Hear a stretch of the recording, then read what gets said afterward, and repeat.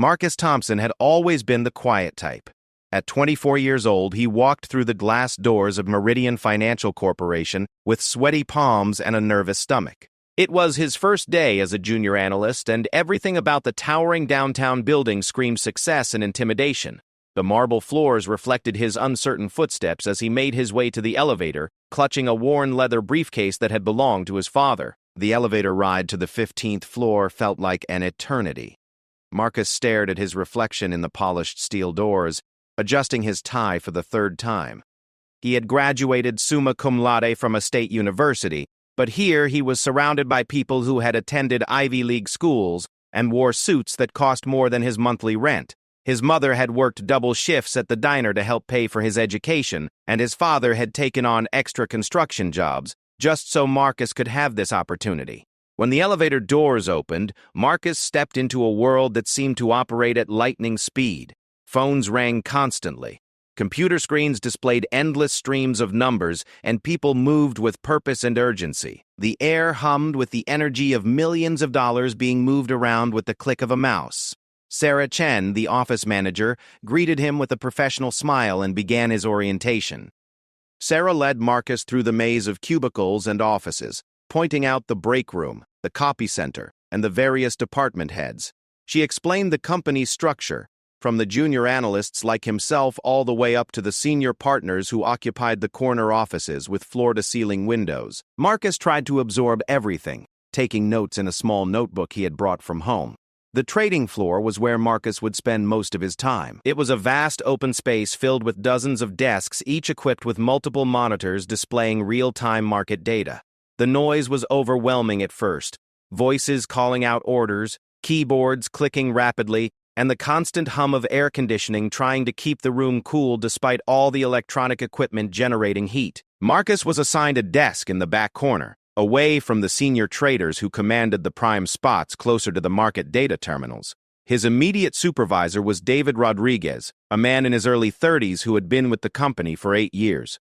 David had worked his way up from where Marcus was now sitting, and he understood the challenges that new employees faced. He took Marcus under his wing, explaining the daily routines, the company culture, and the unwritten rules that govern behavior on the trading floor. During his first week, Marcus observed everything with careful attention. He watched how the senior traders interacted with clients, how they analyzed market trends, and how they made split-second decisions that could result in substantial profits or devastating losses. The pressure was intense, and Marcus quickly realized that success in this environment required not just intelligence and skill, but also the ability to remain calm under extreme stress. The hierarchy at Meridian was clearly defined and rigidly enforced. At the top were the senior partners, men and women who had built their reputations over decades of successful trading. Below them were the senior traders, each responsible for managing significant portfolios and maintaining relationships with high-value clients. The junior traders occupied the middle tier, handling smaller accounts while working their way up the ladder. At the bottom were the analysts like Marcus, whose job was to support the traders with research, data analysis, and administrative tasks. Marcus threw himself into his work with determination and enthusiasm. He arrived at the office early and stayed late, absorbing as much knowledge as possible. He studied market reports, analyzed trading patterns, and practiced using the complex software systems that powered the company's operations. His colleagues began to notice his dedication, and some of the more experienced traders started asking for his input on minor decisions. One of Marcus's primary responsibilities was to monitor and analyze the performance of various investment portfolios. This involved tracking hundreds of different stocks, bonds, and other financial instruments, looking for patterns and trends that might indicate future market movements.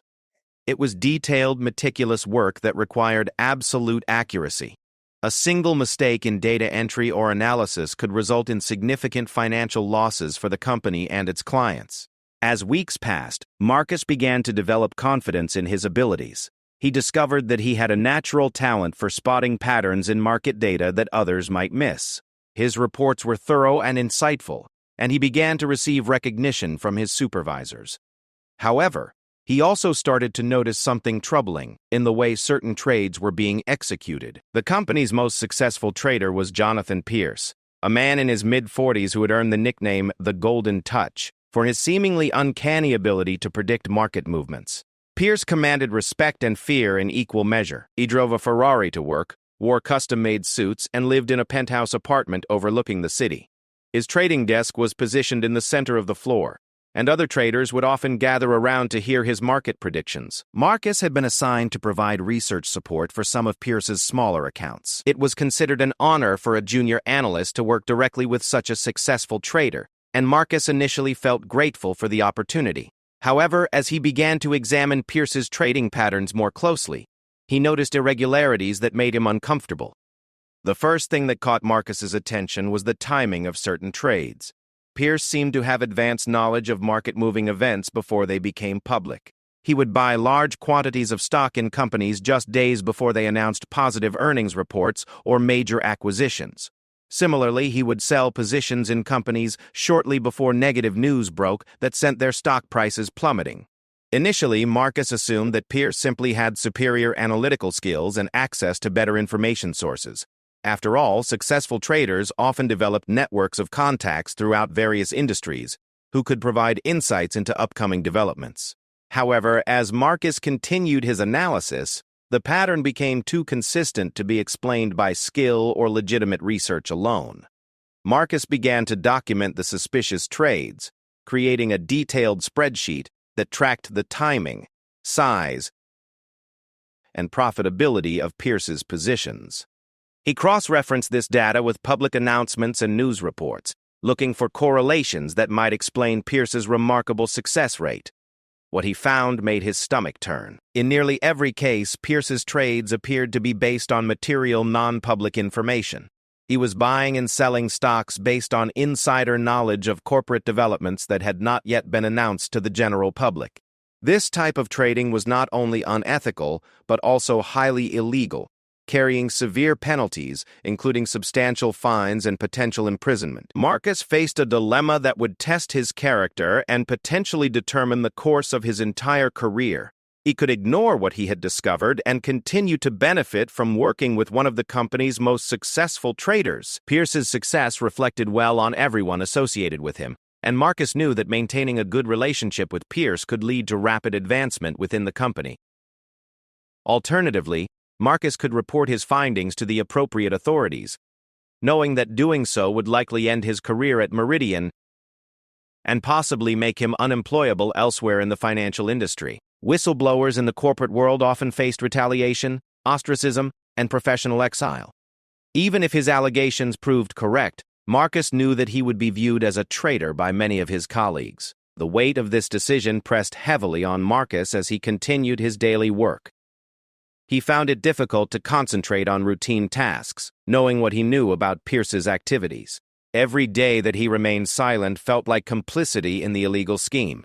His conscience told him that he had a moral obligation to speak up, regardless of the personal consequences. Marcus spent sleepless nights wrestling with his decision. He thought about his parents who had sacrificed so much to give him this opportunity. He thought about his student loans and his modest apartment, and how difficult it would be to find another job if he became known as a whistleblower. He also thought about the investors who were being cheated by Pierce's illegal activities and the broader damage that insider trading did to the integrity of the financial markets. As Marcus struggled with his decision, he began to notice other troubling aspects of the company culture. There was an atmosphere of aggressive competitiveness that sometimes crossed ethical boundaries. Traders would share information that should have been confidential, and there was pressure to achieve results regardless of the methods used. Marcus realized that Pierce's activities, while perhaps more blatant than others, were part of a broader pattern of questionable behavior. The turning point came during a company meeting where the senior partners spoke about integrity and ethical behavior. They emphasized the importance of maintaining the highest standards and protecting the company's reputation. As Marcus listened to these speeches, he realized that the gap between the company's stated values and its actual practices had become too wide to ignore. That evening, Marcus made his decision. He would document his findings thoroughly and present them to the appropriate authorities, regardless of the personal cost. He understood that this choice would likely end his career at Meridian, and possibly in the financial industry altogether, but he also knew that he would not be able to live with himself if he remained silent. Marcus spent the next several days preparing his report, ensuring that every detail was accurate and every conclusion was supported by solid evidence. He included copies of trading records, timing analyses, and correlation studies that demonstrated the pattern of suspicious activity. He also prepared himself mentally for the confrontation that he knew was coming. The moment of truth arrived on a Tuesday morning in March. Marcus had requested a private meeting with David Rodriguez, his immediate supervisor, ostensibly to discuss his performance review. However, when David closed the office door and settled into his chair, Marcus took a deep breath and began to explain what he had discovered about Jonathan Pierce's trading activities. David's reaction was immediate and intense. His face went pale as Marcus laid out the evidence, and his hands trembled slightly as he examined the documentation. David had worked closely with Pierce for several years and had benefited professionally from their association. The implications of Marcus's allegations were staggering, not just for Pierce but for everyone who had been involved in facilitating his trades. After reviewing the evidence, David looked up at Marcus with a mixture of admiration and concern.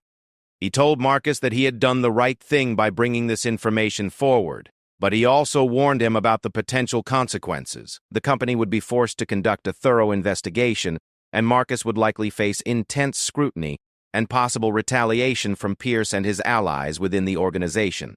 David promised to take the matter directly to the senior partners and ensure that Marcus's allegations were properly investigated. However, he also advised Marcus to prepare for a difficult period ahead.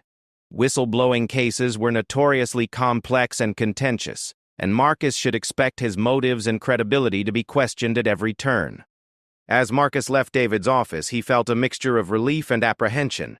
He had taken the first step in what he knew would be a long and difficult process. The decision was made and there was no turning back. The quiet rookie who had walked through Meridian's doors just months earlier was about to become the center of one of the biggest financial scandals in the company's history. The rest of that day passed in a blur of normal activities, but Marcus felt as though he were watching everything from a distance. He continued to work on his regular assignments while knowing that his world was about to change dramatically. By the time he left the office that evening, word had already begun to spread through the senior management ranks that serious allegations had been made against one of their most successful traders. Marcus went home to his modest apartment and sat in his kitchen, staring at the phone. He knew he should call his parents and prepare them for what was coming, but he wasn't sure how to explain the situation without causing them to worry. Instead, he made himself a simple dinner and tried to watch television, though his mind kept returning to the events of the day and the uncertainty that lay ahead. The next morning, Marcus arrived at the office to find an unusual tension in the air. Conversations stopped when he walked past, and he could feel eyes following him as he made his way to his desk. Word had clearly spread about his meeting with David, and people were beginning to speculate about what he might have discussed. The tight-knit community of the trading floor was already beginning to take sides, though most people didn't yet know the specific nature of Marcus's allegations. Jonathan Pierce arrived at his usual time, greeting colleagues with his customary confidence and charm. He showed no signs of knowing about Marcus's report, but Marcus wondered how long it would be before Pierce learned about the investigation that was now beginning. The thought of facing Pierce directly made Marcus's stomach churn, but he knew that confrontation was inevitable. As the morning progressed, Marcus found it increasingly difficult to concentrate on his work. Every phone call and hushed conversation seemed potentially related to his situation. He jumped slightly when David Rodriguez appeared at his desk and asked him to come to a conference room for another meeting. This time, David was accompanied by Patricia Hawkins, the company's head of compliance, and Robert Sterling, one of the senior partners. The meeting that followed would mark the beginning of a process that would ultimately shake Meridian Financial Corporation to its core and establish Marcus Thompson as one of the most significant whistleblowers in recent financial history. As he sat across from these powerful executives, the young analyst who had once worried about fitting in was about to discover just how much impact one person's courage could have on an entire industry. The conference room felt Arctic cold, despite the warm spring weather outside. Patricia Hawkins adjusted her wire-rimmed glasses and opened a manila folder filled with documents that Marcus recognized as his own analysis. Robert Sterling, whose corner office Marcus had only seen from a distance, sat with the quiet authority that came from 3 decades in high finance. His silver hair was perfectly styled, and his navy suit probably cost more than Marcus earned in 2 months. Patricia began the meeting by thanking Marcus for bringing his concerns to management's attention. She explained that the company took all allegations of misconduct seriously and would conduct a thorough investigation. However, she also made it clear that the process would be complex and potentially lengthy. During the investigation, Marcus would need to maintain absolute confidentiality about his findings and cooperate fully with both internal and external investigators. Robert Sterling leaned forward and studied Marcus with piercing blue eyes. He had built his reputation on being able to read people, and he was clearly trying to assess the young analyst sitting across from him. Sterling had seen whistleblowers before, and he knew that their motivations weren't always pure. Some were disgruntled employees seeking revenge, others were looking for personal gain through lawsuits or regulatory rewards. He needed to determine which category Marcus Thompson fell into. Sterling began asking probing questions about Marcus's background, his relationship with Jonathan Pierce, and his reasons for conducting the analysis that had uncovered the suspicious trading patterns.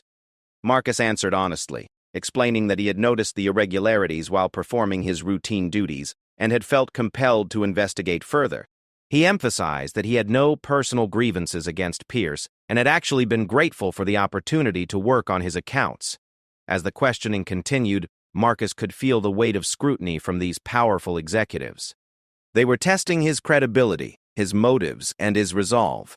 Patricia Hawkins asked detailed questions about his methodology, wanting to ensure that his conclusions were based on solid evidence rather than speculation or coincidence. She had dealt with insider trading cases before and knew how difficult they could be to prove in court. The meeting stretched on for nearly 2 hours as Marcus walked them through his analysis step by step. He showed them the spreadsheet he had created, explaining how he had identified patterns in Pierce's trading activity and correlated them with subsequent market-moving events. The evidence was compelling, but Sterling and Hawkins both knew that proving illegal insider trading required more than just suspicious timing. During a brief break in the meeting, Marcus overheard Sterling and Hawkins discussing the potential implications of his allegations. If Marcus was correct, Pierce's activities could expose the company to massive regulatory fines, civil lawsuits from damaged investors, and criminal charges for everyone involved in facilitating the illegal trades. The reputational damage alone could destroy decades of careful relationship building with clients and regulatory agencies. When the meeting resumed, Sterling took a more serious tone. He informed Marcus that the company would be hiring an outside law firm to conduct an independent investigation into his allegations. Marcus would need to provide his full cooperation, including access to all of his research and analysis. Additionally, the Securities and Exchange Commission would likely become involved, and Marcus might be required to testify before federal investigators. Sterling also warned Marcus about the personal risks he was taking. Whistleblowing cases were notoriously difficult for the individuals who brought them forward. Even when allegations proved correct, whistleblowers often faced retaliation, professional ostracism, and financial hardship. The financial industry was relatively small, and word would eventually spread about Marcus's role in the investigation. Future employers might view him as a liability rather than an asset. Despite these warnings, Marcus remained firm in his decision to move forward. He told Sterling and Hawkins that he understood the risks, but felt a moral obligation to report what he had discovered. His parents had raised him to do the right thing regardless of personal consequences, and he couldn't live with himself knowing that investors were being defrauded while he remained silent. As the meeting concluded, Patricia Hawkins outlined the next steps in the process. Marcus would continue his regular duties while the investigation proceeded, but he would also be working closely with the external legal team. She emphasized the importance of maintaining confidentiality and warned him not to discuss the matter with anyone, including his colleagues and family members. Any breach of confidentiality could compromise the investigation and potentially expose Marcus to legal liability. The following weeks were among the most stressful of Marcus's life. He continued to arrive at work each day, trying to maintain the appearance of normalcy, while knowing that his allegations were setting in motion a process that could destroy careers and potentially send people to prison. The weight of this knowledge was almost overwhelming, and Marcus found it difficult to concentrate on his routine responsibilities. The external investigation began in earnest within days of the initial meeting. The law firm retained by Meridian specialized in white-collar criminal defense and regulatory compliance. The lead investigator was Janet Morrison, a former federal prosecutor who had handled numerous insider trading cases during her time with the Department of Justice. Morrison had a reputation for being thorough and relentless in her pursuit of evidence. Morrison's team began by conducting extensive interviews with Marcus about his findings and methodology. They wanted to understand exactly how he had identified the suspicious patterns and what had motivated him to investigate further. The interviews were intensive and sometimes uncomfortable, as the lawyers probed every aspect of Marcus's analysis, looking for weaknesses that defense attorneys might later exploit. During one particularly difficult session, Morrison questioned whether Marcus might have misinterpreted the data or drawn incorrect conclusions from coincidental timing. She played devil's advocate, suggesting alternative explanations for Pierce's remarkable success rate. Marcus found himself defending not only his analysis but also his competence as an analyst. The experience was humbling and exhausting, but it also strengthened his confidence in his findings. As the investigation progressed, Morrison's team began expanding their inquiry beyond Marcus's initial allegations. They requested access to Pierce's phone records, email communications, and trading documents going back several years. They also began interviewing other employees who had worked closely with Pierce, looking for additional evidence of suspicious activity or potential co-conspirators. The atmosphere on the trading floor began to change as word of the investigation leaked out despite the confidentiality requirements. Employees who had previously been friendly to Marcus began avoiding him, and he could feel the tension whenever he walked through the office. Some of his colleagues clearly viewed him as a traitor who had violated the unwritten code of loyalty that governed the tight-knit trading community. Jonathan Pierce continued to conduct business as usual, showing no outward signs of concern about the investigation. He maintained his confident demeanor and continued to generate impressive returns for his clients. However, Marcus noticed subtle changes in Pierce's behavior. He seemed more guarded in his interactions with colleagues and spent more time in private phone conversations. Pierce also began paying closer attention to Marcus, watching him with obvious suspicion whenever their paths crossed in the office. The first major breakthrough in the investigation came when Morrison's team uncovered evidence of suspicious phone calls between Pierce and a corporate executive at one of the companies whose stock Pierce had traded profitably. Phone records showed a pattern of calls between Pierce and this executive in the days preceding several major trades. When investigators interviewed the executive, he initially denied providing any confidential information to Pierce, but eventually admitted to discussing his company's upcoming earnings announcements during social conversations. This discovery opened up new avenues for the investigation, as Morrison's team began looking for similar relationships between Pierce and other corporate insiders. They found evidence of regular contact between Pierce and executives at multiple companies, often occurring shortly before Pierce made large trades in their stocks. The pattern was too consistent to be explained as coincidence, and it provided the foundation for building a strong case against Pierce. As the investigation intensified, Marcus found himself spending more time with federal investigators from the Securities and Exchange Commission and the Federal Bureau of Investigation. These agencies had their own interests in the case, as insider trading violated both securities laws and criminal statutes. Marcus was interviewed multiple times by different teams of investigators, each seeking to understand the full scope of Pierce's activities. The federal investigators were particularly interested in understanding how widespread the insider trading scheme might be within Meridian. They wanted to know whether Marcus had observed similar suspicious activity by other traders and whether company management had been aware of Pierce's illegal activities. These questions made Marcus increasingly uncomfortable, as he realized that his allegations might implicate people beyond Pierce himself. During one memorable interview with FBI agents, Marcus was asked whether he believed David Rodriguez or other supervisors might have known about Pierce's insider trading. Marcus struggled with this question because he genuinely liked David and believed he was an honest person. However, he also had to acknowledge that some of Pierce's trades were so blatantly suspicious that experienced supervisors should have noticed the patterns. The pressure of the investigation began to take a toll on Marcus's personal life. He was working longer hours, dealing with constant stress, and unable to discuss his situation with friends or family due to confidentiality requirements. He lost weight and had trouble sleeping, often lying awake at night wondering whether he had made the right decision. The financial security and promising career he had worked so hard to achieve now seemed to be slipping away, Marcus's relationship with his parents became strained as they noticed changes in his behavior and demeanor, but didn't understand the cause. When they asked about his work, Marcus had to deflect their questions and provide vague responses about being busy with important projects. His mother, who had always been able to read his moods, knew something was seriously wrong but couldn't get him to open up about what was troubling him. The investigation reached a critical phase when Morrison's team discovered evidence that Pierce had been sharing insider information with other traders outside of Meridian. Phone records and email communications revealed a network of contacts in the financial industry who had been receiving tips about upcoming market-moving events. This expanded the scope of the investigation considerably and increased the potential penalties that Pierce and his co-conspirators might face. Federal prosecutors began considering whether to file criminal charges against Pierce and others involved in the insider trading scheme.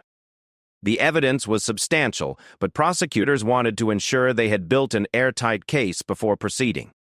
They were particularly interested in securing Pierce's cooperation in identifying other participants in the scheme, which might require offering him a plea agreement in exchange for his testimony. As news of the federal investigation began to leak to the financial media, Meridian's stock price started to decline. Clients began withdrawing their investments, concerned about the company's reputation and the potential impact of regulatory penalties. The senior partners found themselves dealing with a public relations crisis that threatened the survival of the firm they had spent decades building. Robert Sterling called Marcus into his office for a private conversation about the investigation's impact on the company. Sterling was facing pressure from other partners who blamed Marcus for bringing unwanted attention to the firm. Some argued that Marcus should have handled his concerns internally rather than cooperating with federal investigators. Sterling wanted to gauge Marcus's resolve and ensure he would continue cooperating with the investigation despite the mounting pressure. During their conversation, Sterling revealed that the company was considering offering Pierce a separation package that would allow him to leave quietly without admitting wrongdoing. This approach would minimize the company's exposure to regulatory penalties and help restore client confidence. However, such an arrangement would likely prevent prosecutors from building a strong criminal case against Pierce and might allow him to continue his illegal activities at another firm. Marcus was horrified by this suggestion and made it clear that he would not support any arrangement that allowed Pierce to escape accountability for his actions.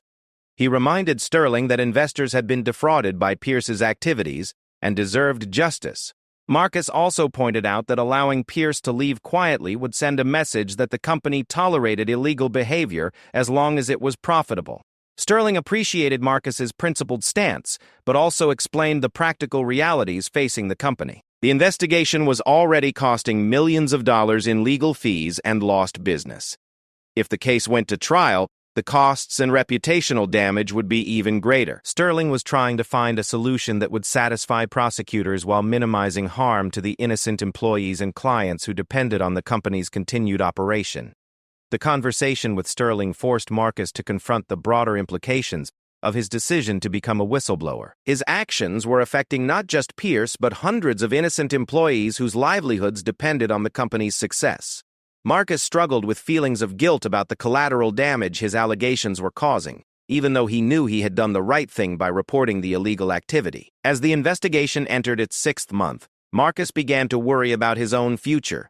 His role as a whistleblower had made him radioactive within the financial industry, and he knew that finding another job would be extremely difficult. He had received subtle hints from colleagues that other firms were already aware of his involvement in the case and viewed him as a potential liability. The financial rewards that had motivated him to enter the industry now seemed impossible to achieve. Despite these concerns, Marcus remained committed to seeing the investigation through to its conclusion. He had sacrificed too much to turn back now, and he believed that Pierce's victims deserved justice. The young analyst who had once been intimidated by the marble floors and expensive suits of Meridian Financial Corporation had developed a steely resolve that surprised even himself. The second phase of Marcus's journey as a whistleblower was drawing to a close, but the most challenging and dangerous part still lay ahead. Pierce and his allies were beginning to fight back, and Marcus would soon discover just how ruthless the financial industry could be when protecting its own interests. The morning everything changed started like any other Tuesday in October. Marcus arrived at the office early, as had become his habit since the investigation began. The trading floor buzzed with its usual energy, but Marcus could feel the undercurrent of tension that had permeated the workplace for months. What he didn't expect was to find Jonathan Pierce waiting by his desk, leaning casually against the edge with his trademark confident smile. Pierce had never approached Marcus directly before, and the sight of him standing there made Marcus's heart race. Pierce was impeccably dressed as always, his charcoal suit fitting perfectly, his silver cufflinks catching the fluorescent light. But there was something different in his eyes today, a coldness that hadn't been there before. The investigation had clearly taken its toll on Pierce, though he maintained his polished exterior. Pierce greeted Marcus with false warmth, commenting on the beautiful autumn weather and asking about his weekend plans. The conversation felt surreal, given that Marcus knew Pierce was aware of his role in the ongoing investigation. Pierce's tone remained friendly, but his words carried subtle threats wrapped in casual observations about loyalty, career advancement, and the importance of being a team player in the financial industry. As Pierce spoke, Marcus became increasingly uncomfortable. Pierce mentioned how difficult it could be for young analysts to find work in the industry, especially those who developed reputations as troublemakers or disloyal employees. He talked about the tight-knit nature of the financial community and how word traveled quickly about employees who couldn't be trusted. The message was clear without being explicitly stated. Pierce then shifted his approach, attempting to appeal to Marcus's ambitions and financial needs. He mentioned that he was aware of Marcus's student loans and modest salary, suggesting that there might be opportunities for advancement and increased compensation for employees who demonstrated proper judgment and discretion. Pierce's offer was carefully worded to avoid anything that could be construed as a direct bribe. But the implication was unmistakable.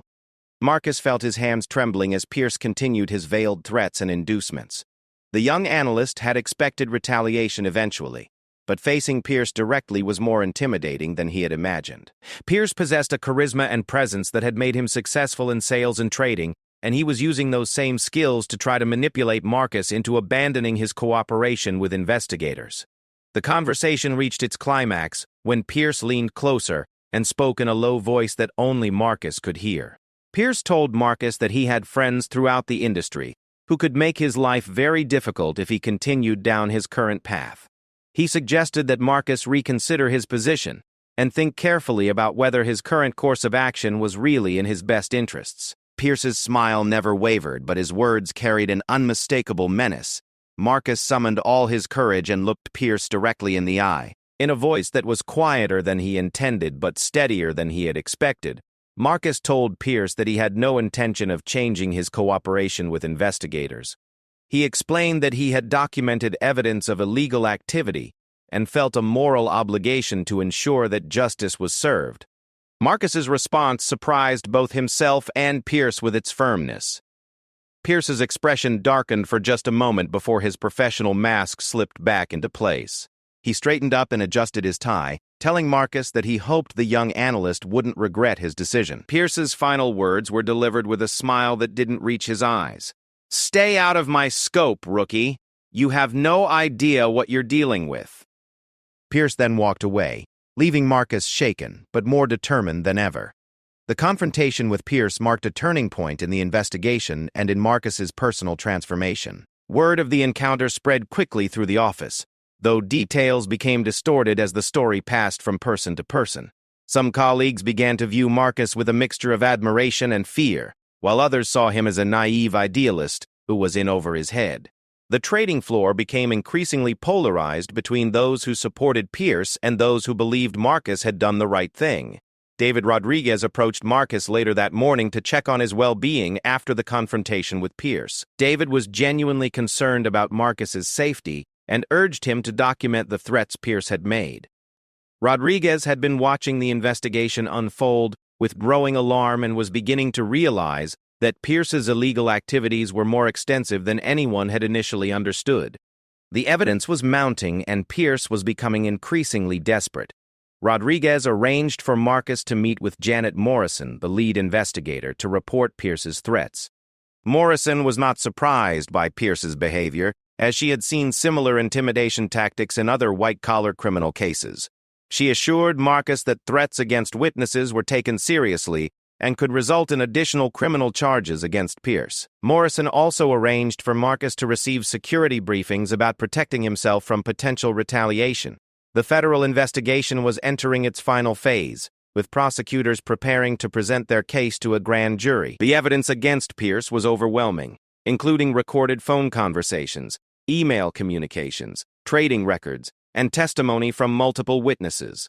Prosecutors had also identified several co-conspirators who were willing to testify against Pierce in exchange for reduced sentences. The case had grown far beyond Marcus's initial allegations to encompass a broad conspiracy involving dozens of traders and corporate executives. As the investigation neared its conclusion, Marcus found himself at the center of increasing media attention. Financial journalists had begun reporting on the case, though they were limited in what they could reveal due to the ongoing legal proceedings. Marcus's name had not been publicly disclosed as the whistleblower, but rumors were circulating throughout the industry about a young analyst at Meridian who had brought down one of the most successful traders on Wall Street. The stress of the situation was taking an increasingly severe toll on Marcus's health and personal relationships. He had lost nearly 20 pounds since the investigation began, and his parents were becoming frantic with worry about his obvious distress. Marcus desperately wanted to share his burden with them, but the confidentiality requirements prevented him from explaining what was happening. The isolation was almost unbearable. Marcus's professional relationships within Meridian continued to deteriorate as the investigation progressed. Many of his colleagues blamed him for the disruption and negative publicity that was damaging the company's reputation. Client withdrawals had accelerated, and there were rumors that the firm might not survive the scandal. Marcus found himself eating lunch alone and avoiding eye contact with former friends who now viewed him as a pariah. The situation became even more complicated when Marcus learned that several of his colleagues were being investigated for their own roles in Pierce's insider trading scheme. Some employees who had been friendly to Marcus were now distancing themselves, out of fear that they might become targets of the investigation. The web of corruption was expanding, and Marcus realized that his initial allegations had uncovered something much larger than he had imagined. Robert Sterling called Marcus into his office for another private conversation about the investigation's impact on the company. Sterling looked haggard and older than his years, clearly struggling with the pressure of managing a crisis that threatened to destroy everything he had built. Sterling informed Marcus that the company's board of directors was considering whether to terminate Pierce's employment, but they were concerned about potential lawsuits and the impact on ongoing client relationships. Sterling also revealed that he had received informal approaches from Pierce's attorneys about the possibility of a settlement that would resolve the matter without criminal charges. Pierce's legal team was arguing that the evidence against him was circumstantial and that the case would be difficult to prove in court. They were suggesting that Pierce might be willing to accept a significant financial penalty and industry ban in exchange for avoiding prison time. Marcus was appalled by the suggestion of a settlement that would allow Pierce to escape criminal prosecution. He reminded Sterling that Pierce had committed serious crimes that had defrauded investors of millions of dollars. Marcus argued that accepting a settlement would send a message that white-collar criminals could buy their way out of accountability. He made it clear that he would not support any agreement that didn't include appropriate criminal penalties. Sterling appreciated Marcus's principled stance but explained that the company's survival might depend on reaching some kind of resolution. The investigation and related legal expenses had already cost the firm more than $10 million, and the ongoing uncertainty was preventing them from attracting new clients or retaining existing ones. Sterling was facing pressure from other partners to minimize the company's exposure, even if it meant allowing Pierce to avoid the full consequences of his actions. The conversation with Sterling highlighted the complex moral and practical issues surrounding white-collar criminal prosecutions. Marcus was learning that the pursuit of justice was often complicated by financial considerations and political pressures that had little to do with the underlying crimes. The idealistic young analyst who had believed that doing the right thing would lead to a clear resolution was discovering that the real world was far more complicated. As winter approached, Marcus received word that federal prosecutors had decided to seek criminal indictments against Pierce and several of his co-conspirators. The grand jury had found probable cause to believe that crimes had been committed, and the case would proceed to trial. This news brought Marcus both relief and anxiety, as he knew that testifying in a criminal trial would expose him to intense scrutiny and cross-examination by experienced defense attorneys. Marcus began preparing for his testimony with the help of prosecutors and FBI agents. They conducted mock cross-examinations to help him understand what to expect from defense attorneys who would try to undermine his credibility and confuse the jury about the technical aspects of his analysis. Marcus found these practice sessions exhausting, but valuable in building his confidence about presenting his findings to a jury of ordinary citizens. The preparation process also involved extensive security measures to protect Marcus from potential retaliation by Pierce or his associates. Federal marshals briefed Marcus on personal safety procedures and provided him with emergency contact numbers. Marcus was advised to vary his daily routines and be alert for any suspicious activity around his apartment or workplace. The reality of these precautions drove home the seriousness of the situation he had become involved in. Pierce's indictment was unsealed on a cold December morning, sending shockwaves through the financial industry. The charges included securities fraud, conspiracy, and money laundering, carrying potential prison sentences of more than 20 years. The indictment also named several co-conspirators, including the corporate executives who had provided Pierce with insider information.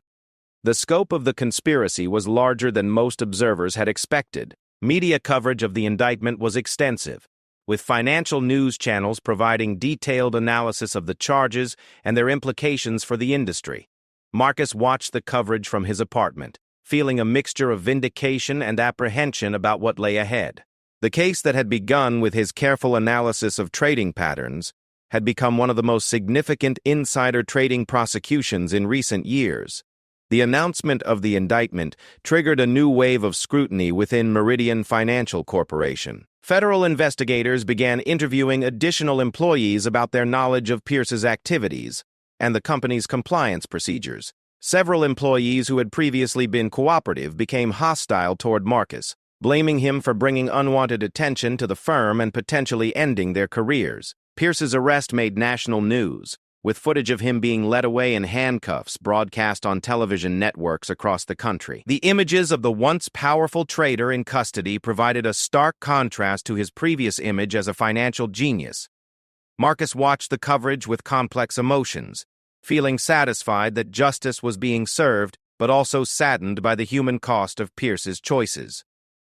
The arrest also triggered a series of civil lawsuits by investors, who claimed they had been damaged by Pierce's insider trading activities. These lawsuits named not only Pierce but also Meridian Financial Corporation as defendants, alleging that the company had failed to properly supervise its employees and prevent illegal activity. The litigation threatened to bankrupt the firm and destroy the livelihoods of hundreds of innocent employees. As Marcus prepared for the trial that would determine Pierce's fate, he reflected on the journey that had brought him to this point. The quiet young analyst who had once worried about fitting in at Meridian had become the central witness in a case that would reshape how the financial industry approached compliance and oversight. The transformation had come at enormous personal cost, but Marcus remained convinced that he had made the right choice in speaking up about the illegal activity he had discovered. The third phase of Marcus's ordeal was drawing to a close, but the most public and challenging part still lay ahead. The trial would test not only the strength of the evidence he had uncovered, but also his own courage and integrity under the intense pressure of cross-examination by skilled defense attorneys determined to destroy his credibility. The federal courthouse in downtown Manhattan stood like a fortress of justice, its imposing stone columns and granite steps a testament to the weight of the proceedings taking place within its walls. Marcus Thompson climbed those steps on a crisp February morning, his leather briefcase containing the documents that would either validate his decision to become a whistleblower or destroy what remained of his credibility and career. The media circus surrounding the trial had been building for weeks, with financial journalists and legal experts debating the strength of the government's case against Jonathan Pierce. Inside the courthouse, Marcus was escorted to a witness preparation room where federal prosecutors Sarah Chen and Michael Rodriguez were waiting to conduct a final review of his testimony. Chen was a seasoned prosecutor who had built her reputation on complex financial fraud cases, while Rodriguez specialized in insider trading prosecutions. Together, they had spent months building what they believed was an airtight case against Pierce and his co-conspirators. The prosecutors walked Marcus through his testimony one final time, emphasizing the importance of speaking clearly and directly to the jury. They reminded him that Pierce's defense attorneys would try to portray him as an inexperienced analyst who had misinterpreted legitimate trading activity. The defense strategy would likely focus on attacking Marcus's credentials and methodology, while suggesting alternative explanations for Pierce's remarkable success rate. Chen explained that the jury would consist of 12 ordinary citizens with varying levels of financial sophistication. Some might be intimidated by the technical aspects of securities trading, while others might be skeptical of Wall Street in general. Marcus would need to explain his analysis in simple terms that everyone could understand while maintaining his credibility as a financial professional. The challenge was to be both accessible and authoritative. As they reviewed the evidence, Marcus was struck by how much the case had expanded since his initial discovery of suspicious trading patterns. What had begun as his analysis of a few questionable trades had evolved into a comprehensive prosecution of a multi-year conspiracy involving dozens of participants. Pierce's illegal activities had generated more than $50 million in illicit profits while defrauding countless investors who had traded on the same information without advance knowledge. The preparation session was interrupted when Chen received word that Pierce's lead defense attorney, Catherine Williams, wanted to discuss the possibility of a last-minute plea agreement. Williams was one of the most expensive and effective white-collar defense attorneys in the country, and her involvement in the case indicated that Pierce was taking the charges seriously. However, prosecutors were confident in their evidence and saw little reason to offer significant concessions. Marcus waited anxiously as Chen and Rodriguez left to meet with Williams and Pierce's legal team. The possibility of a plea agreement would mean that Marcus might not have to testify, but it would also mean that Pierce would avoid a public trial that would expose the full extent of his crimes. Marcus had mixed feelings about this prospect, as he wanted Pierce to face full accountability, but also dreaded the ordeal of cross-examination by skilled defense attorneys. When the prosecutors returned an hour later, they informed Marcus that plea negotiations had failed. Pierce was insisting on his innocence and demanding a trial, confident that his attorneys could create reasonable doubt about the government's case. Williams had made it clear that she intended to attack every aspect of the prosecution's evidence, starting with Marcus's credibility and qualifications as a financial analyst. The trial began the following Monday with jury selection, a process that took 2 full days as attorneys from both sides questioned potential jurors about their attitudes toward Wall Street and white-collar crime. The prosecution wanted jurors who would be sympathetic to defrauded investors, while the defense sought people who might be skeptical of government regulators and prosecutors. The final jury consisted of a diverse group including a retired teacher, a construction worker, a nurse, and several small business owners. Opening statements revealed the dramatically different narratives that each side would present to the jury. Prosecutor Sarah Chen portrayed Pierce as a greedy criminal who had betrayed the trust of investors and corrupted the financial markets for personal gain. She promised to present overwhelming evidence of Pierce's guilt, including recorded conversations, trading records, and testimony from co-conspirators who had agreed to cooperate with the government. Defense attorney Catherine Williams painted a very different picture, describing Pierce as a brilliant trader who had been targeted by overzealous prosecutors and jealous competitors. She argued that Pierce's success was the result of superior analytical skills and legitimate research, not illegal insider information. Williams promised to show that the government's case was built on circumstantial evidence and the unreliable testimony of cooperating witnesses trying to reduce their own sentences. The prosecution's case began with testimony from FBI agents and securities regulators who explained the legal framework surrounding insider trading and the methods used to investigate such crimes. Expert witnesses described how illegal insider trading damaged market integrity and harmed ordinary investors who didn't have access to material non-public information. These foundational witnesses set the stage for the more specific evidence that would follow. The first major witness was Thomas Bradley, a corporate executive who had provided Pierce with confidential information about his company's earnings and acquisition plans. Bradley had initially denied any wrongdoing but eventually pleaded guilty to conspiracy charges in exchange for his cooperation. His testimony was devastating to Pierce's defense, as he described in detail how Pierce had cultivated their relationship and solicited inside information. Bradley's testimony was followed by recordings of phone conversations between him and Pierce that had been captured by FBI wiretaps. The recordings clearly showed Pierce asking specific questions about Bradley's company's financial performance and upcoming announcements. Pierce's voice could be heard expressing gratitude for the information and promising reciprocal favors. The tapes were damaging evidence that would be difficult for the defense to explain away.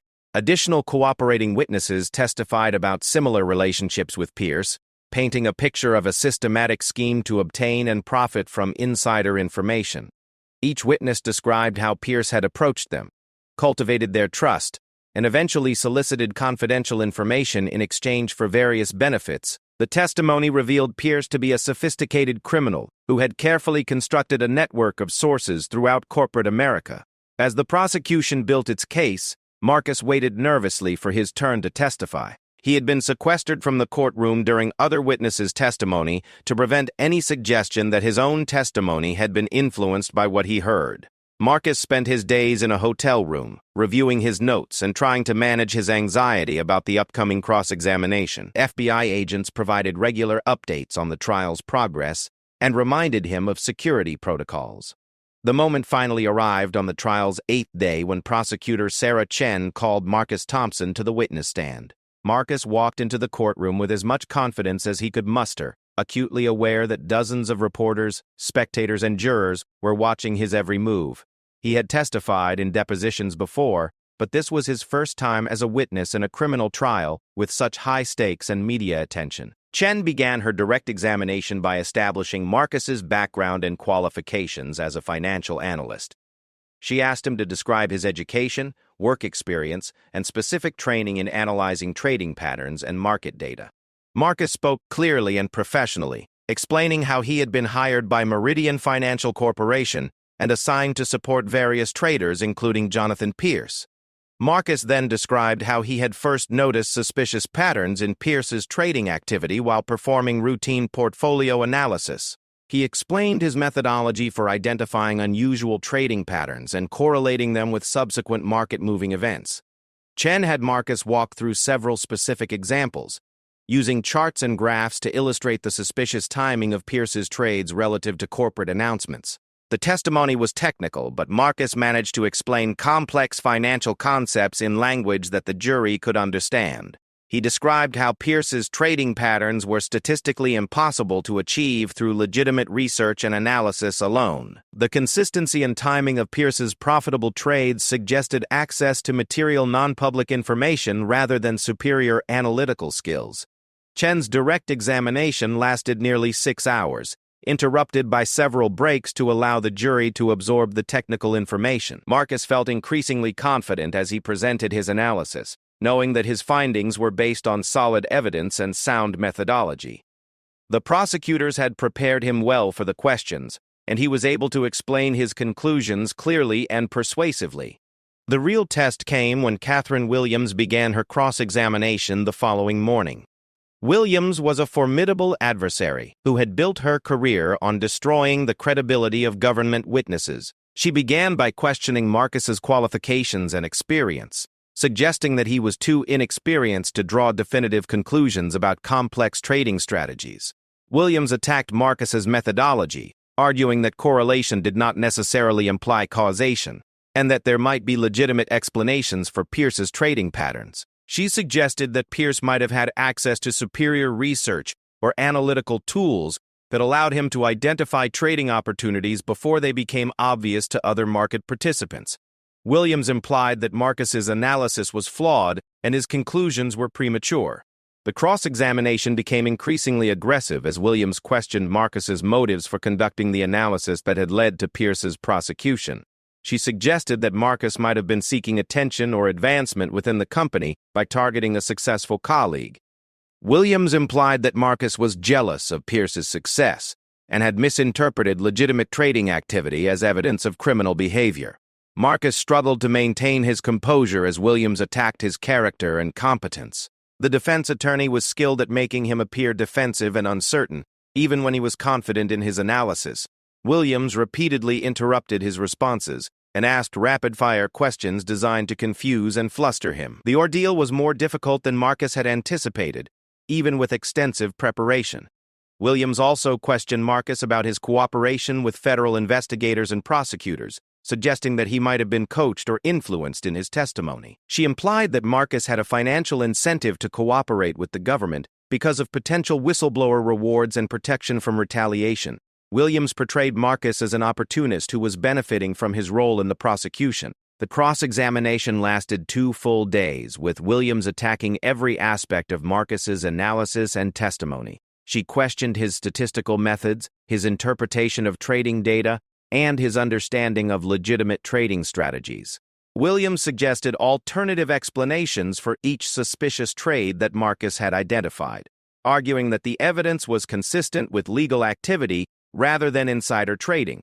Despite the aggressive cross-examination, Marcus held firm in his conclusions and refused to be intimidated by Williams's tactics. He acknowledged limitations in his analysis while maintaining that the overall pattern clearly indicated illegal insider trading. Marcus's credibility was tested but not destroyed by the defense's attacks, and prosecutors felt confident that the jury had found him believable. The prosecution's redirect examination gave Marcus an opportunity to clarify points that Williams had tried to confuse and to reaffirm his conclusions.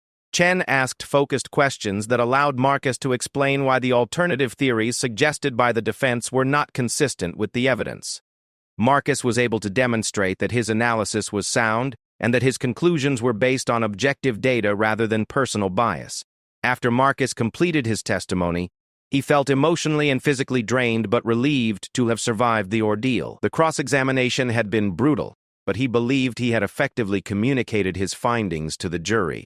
Whether the jury would find his testimony convincing remained to be seen, but Marcus knew he had done his best to present the evidence clearly and honestly. The trial continued for several more weeks as both sides presented additional witnesses and evidence.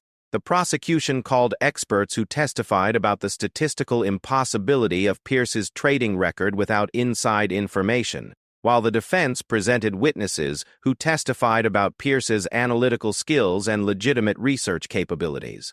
The case had become a battle between competing narratives about Pierce's remarkable success as a trader. As the trial neared its conclusion, Marcus reflected on the journey that had brought him to this point. The young analyst who had once been intimidated by the trading floor had become a key witness in one of the most significant insider trading prosecutions in years.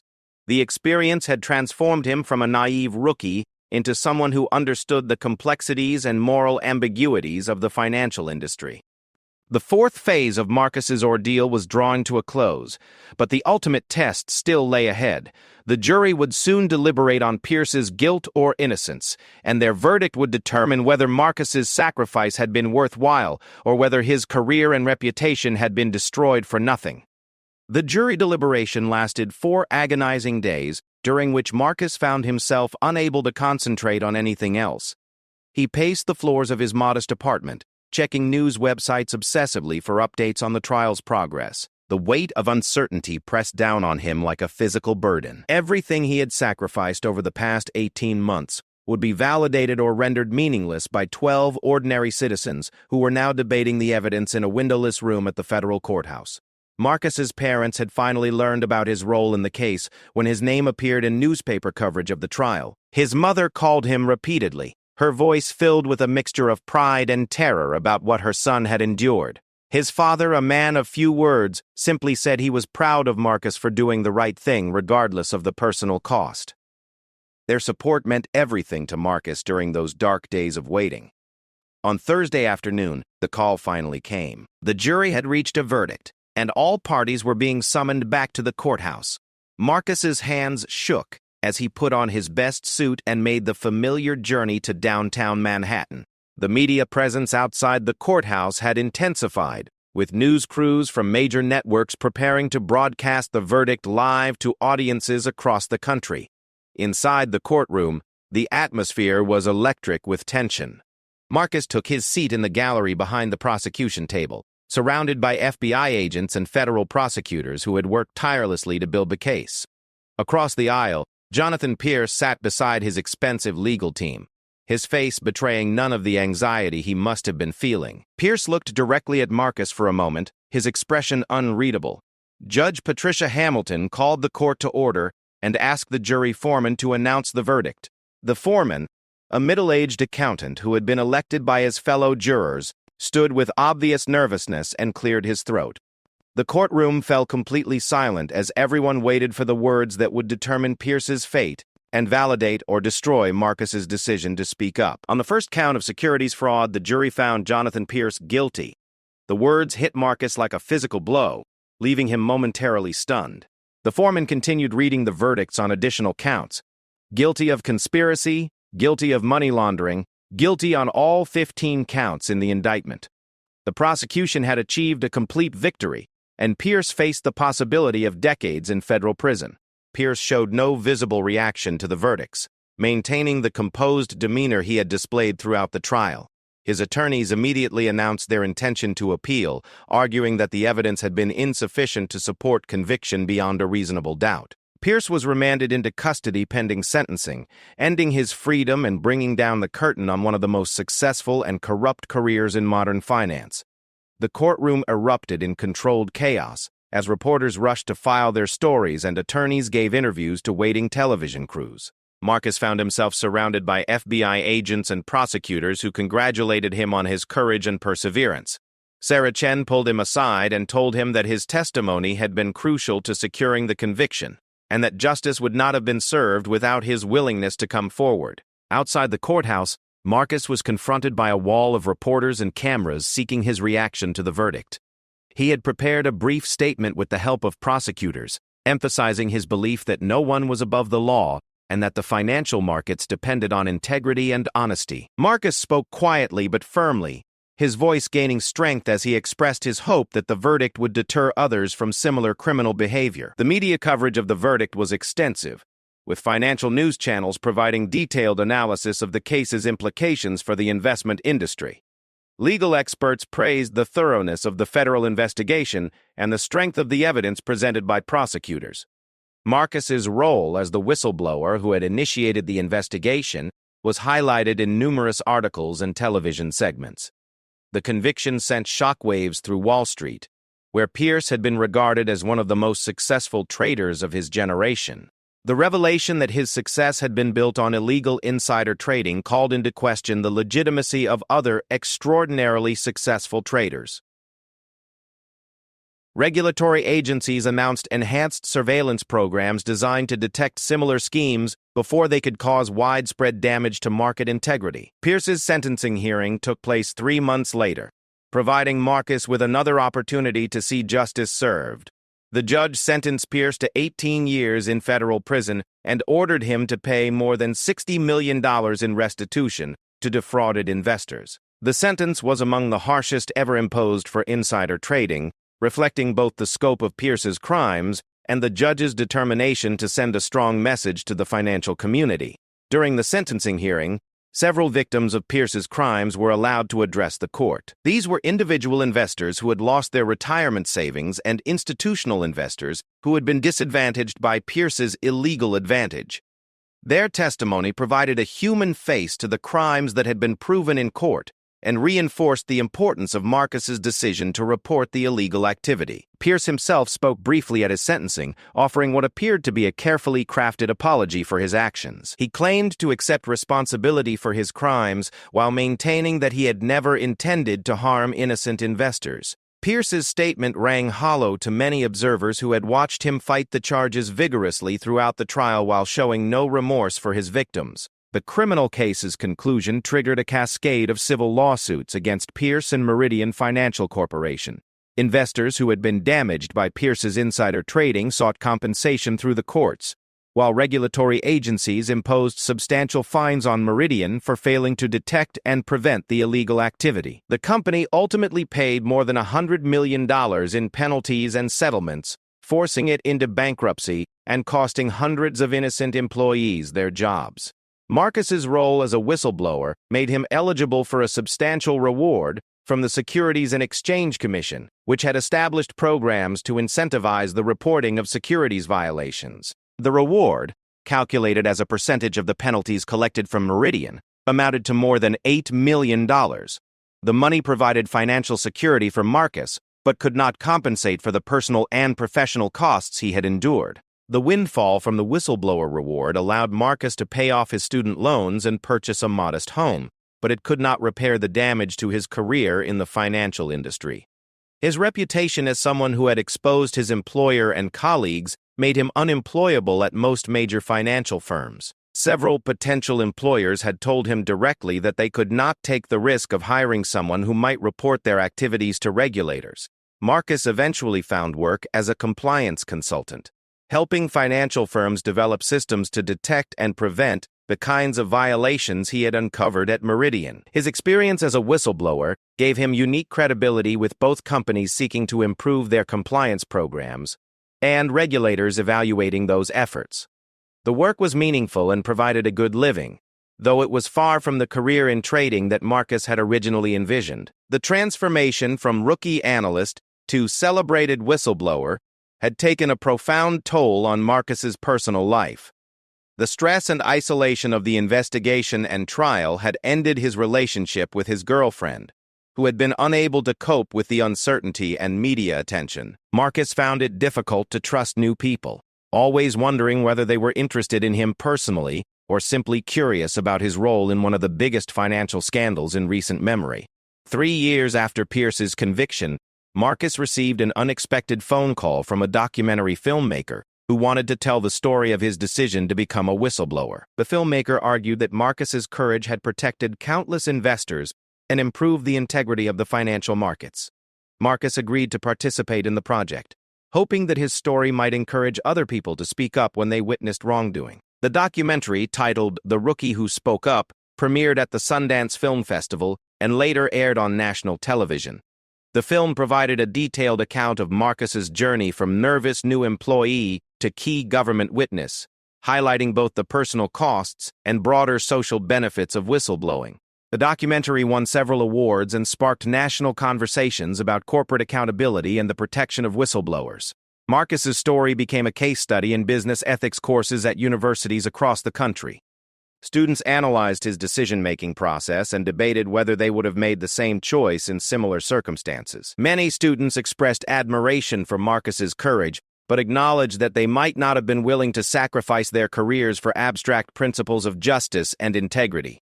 The long-term impact of Marcus's revelations extended far beyond Pierce's individual conviction.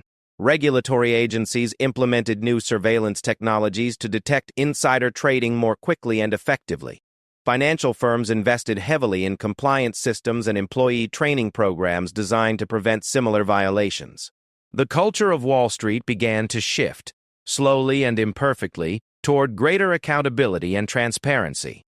Pierce himself served 12 years of his 18-year sentence before being released on parole. He emerged from prison a broken man, his fortune gone, and his reputation destroyed. Pierce attempted to rebuild his life working as a financial consultant for small businesses, but his criminal record severely limited his opportunities. He occasionally gave speeches to business students about the consequences of unethical behavior, though some observers questioned his sincerity. Marcus continued his work in compliance consulting, building a successful practice that served financial firms across the country. He married a fellow compliance professional who understood and respected his commitment to ethical behavior in the financial industry. They had 2 children and lived quietly in a suburban home, far from the excitement and pressure of Wall Street trading floors. On the 10th anniversary of Pierce's conviction, Marcus was invited to speak at a conference of compliance professionals about his experience as a whistleblower. He told the audience that he had never regretted his decision to report Pierce's illegal activities, despite the personal costs he had endured. Marcus emphasized that protecting the integrity of the financial markets required individuals to speak up when they witnessed wrongdoing, regardless of the potential consequences to their careers. Marcus's speech was interrupted by sustained applause from an audience of compliance professionals who understood the courage required to challenge powerful interests. Many approached him afterward to express their admiration and to seek his advice about handling their own ethical dilemmas. Marcus realized that his story had become a source of inspiration for others facing similar difficult choices. The rookie who had once been intimidated by marble floors and expensive suits had become a respected voice for integrity and accountability in the financial industry. Marcus's transformation from nervous new employee to celebrated whistleblower demonstrated that individual courage could triumph over institutional corruption. His decision to speak up when he witnessed illegal activity had shattered records, ended careers, and ultimately made the financial markets safer and more trustworthy for millions of investors. The legacy of Marcus Thompson's courage extended far beyond the specific crimes he had exposed. His story became a testament to the power of ordinary individuals to create extraordinary change by simply doing the right thing regardless of personal cost. The quiet rookie who had dared to challenge one of Wall Street's most powerful traders had ultimately prevailed, proving that integrity and justice could triumph even in the most corrupt and intimidating environments. 25 years later, Marcus looked back on his decision with profound satisfaction. The financial industry was not perfect, but it was more honest and accountable than it had been when he first walked through Meridian's doors as a nervous young analyst. His courage had contributed to that progress, and thousands of honest investors had been protected from future fraud because he had been willing to speak up when it mattered most. The rookie who had once worried about fitting in had ultimately helped reshape an entire industry by refusing to stay silent when he witnessed injustice.